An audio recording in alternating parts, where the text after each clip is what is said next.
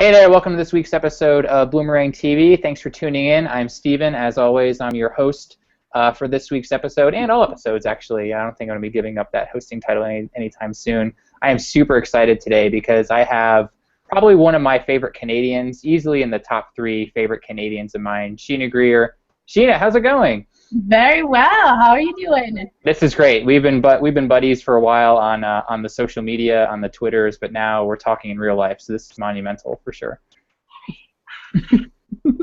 So Sheena, who are you? What do you do up there? I know you're a writer, you're a fundraising consultant. You've got an awesome little firm up there in a part of Canada that I don't really know where exactly it is. So maybe you could fill us in for us ignorant Americans. Yeah, so if you look at a map of Canada, and kind of in the center is a really boring rectangle, that's Saskatchewan. And I'm located sort of right in the center of that rectangle in a city called Saskatoon. There's a berry named after us. It's quite delicious in pies and fillings and that kind of thing. So yeah, I'm in Saskatoon, Saskatchewan, but I work with clients all over the place.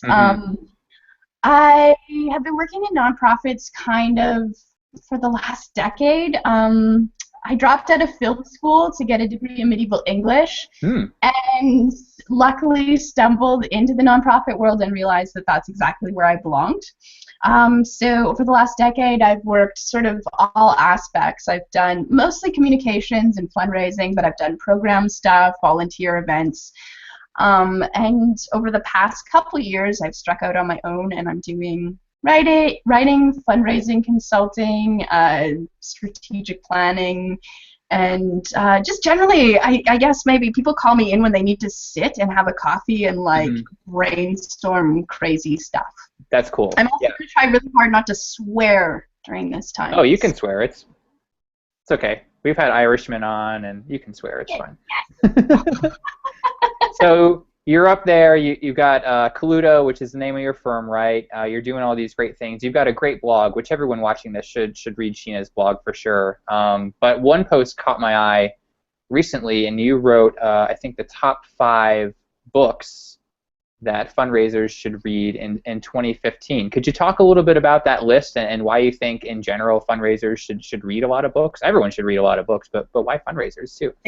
Definitely. Well, and every year you kind of see the same sorts of posts coming out, and people, these are the books that you should read in this profession, or especially whether it's nonprofit or like business-focused books, the lists end up looking the same, and that's great, and usually the lists are full of great books, but I figured if I made a list that was, here are fundraising or nonprofit-specific books to read, my list would look exactly the same. Yeah. So when I make my list, it's usually stuff that maybe people might not have heard of, or might be sort of like outside of the realms of, those big lists, or maybe what would be normally on people's lists for the coming year, last year. So I think that's why it caught my eye, because I saw the title in a tweet or whatever, and I thought, okay, it's probably going to be the usual things that you see on a fundraiser's list, but you do branch out. You've got a lot of things in here.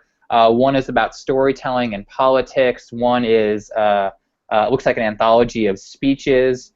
You've got another great title, The No Asshole Rule: Building a Civilized Workplace and Surviving One That Isn't, and then another book on logo design. So yeah, you really branch out and all these interesting topics. Why should people read non-fundraising books to help them with their fundraising? Well, I think, fundraisers or nonprofit people in general, we know, at least I hope we know, that we deal in relationships. We deal in people. So not only understanding history, like on my list there was the history of philanthropy, which is a really interesting look at the institution of philanthropy sort of over the last 100 years or so in America. While that's important to understand, I think it's important to understand, the topic of storytelling, which is obviously very popular in fundraising and nonprofits these days. And, a title like, I'll hold it up. It was like a fever. It delves into the storytelling that is used in the political process and in protests and that kind of thing. And it talks about why, as storytellers, it's all about the person telling the story, but sometimes those people are seen as more or less legitimate than others. And some examples they draw, specifically like politically on like why George W. Bush came across as more of like a better or like more legitimate storyteller than someone like Al Gore, who's like clearly very like charismatic, wonderful storyteller, but for some reason that didn't pan out the way that you would maybe expect. Right. So in a title like that, digging into sort of the why storytelling works and why it doesn't, I think is really interesting because we all want to tell our stories and we all want to tell them in, a really appropriate, potent, authoritative way, but it doesn't always work out that way, right? Yeah, absolutely. So yeah, I think that that's a really interesting look into something that we use every day as fundraisers and nonprofit workers, and it just gives us a bit more insight into that process and that idea. What else is on your list there? You got a couple other books there on the stack. What else could we talk about? Maybe that the workplace, the civilized workplace, and surviving one that isn't. Interested in hearing more about that one.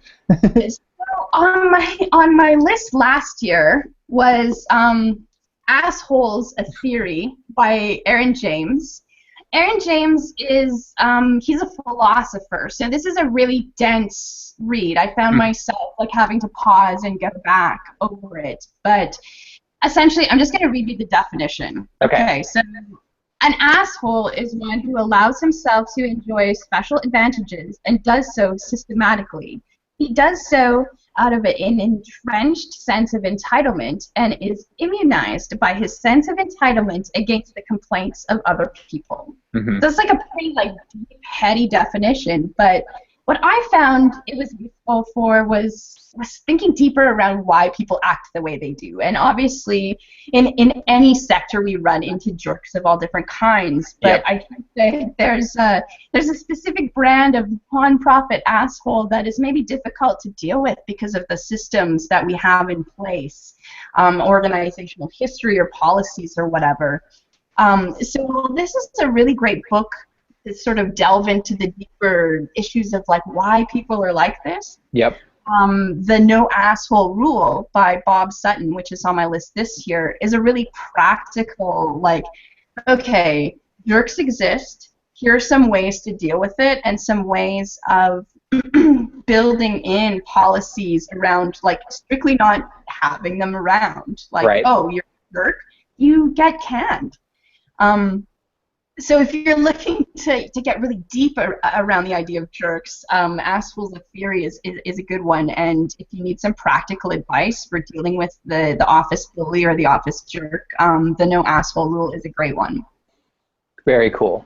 What's maybe to wrap things up, if you could recommend just one of the books that's on your list or maybe that isn't on the blog post, what do you think people should read next? What should be their next read if they're a fundraiser, if they work in development, even if they work at services at a nonprofit? What's your number one recommendation? I would definitely turn them towards the Howard Zinn speeches book. Okay. So for people that don't know who Howard Zinn is or was, he's passed away. He was a historian. He was a civil rights activist. He was a professor. And you can learn more about him if you don't know nothing about him. Seek out the movie You Can't Be Neutral on a Moving Train. It's like a biography pick, and it's really great. And you get to understand his sense of voice and idealism, and he was just such a charismatic, caring man who really wanted to, see change in our society. And this book that I have is a collection of his speeches, and that voice really comes through. And it's something that, I feel like we get into the field, or I think most people get into the field with sort of that idealism of wanting to make change for the better. and having a vision of society as something different than it is now, and that we can work to make it better.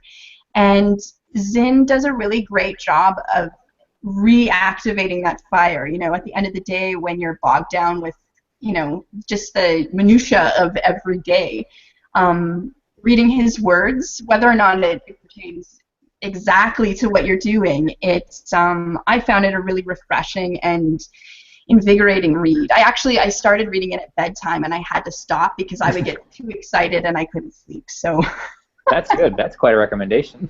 Yes.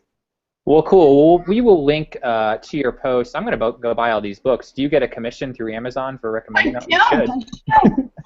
You're going to sell some books today for all this. Nice. So just to wrap up, can you let people know where they can follow you online, where they can visit your blog and learn more about your firm as well? Certainly. My website is colludo.ca. Colludo is COLLUDO.ca. And you can follow me on Twitter at Colludos, COLLUDOS.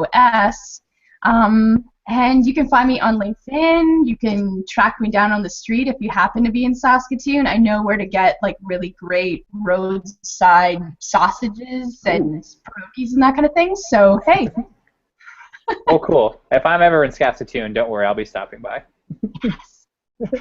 Well, this is a lot of fun, Sheena. This is a bucket list Bloomerang TV for me, so super fun having you. And thank you to all of you for hanging out with us for 15 minutes or so. Check out those books, do some reading, and branch out a little bit. You never know what you'll learn, what you may think about differently. So, Sheena, thanks a lot. We will catch you all again next time with another episode of Bloomerang TV. See you then.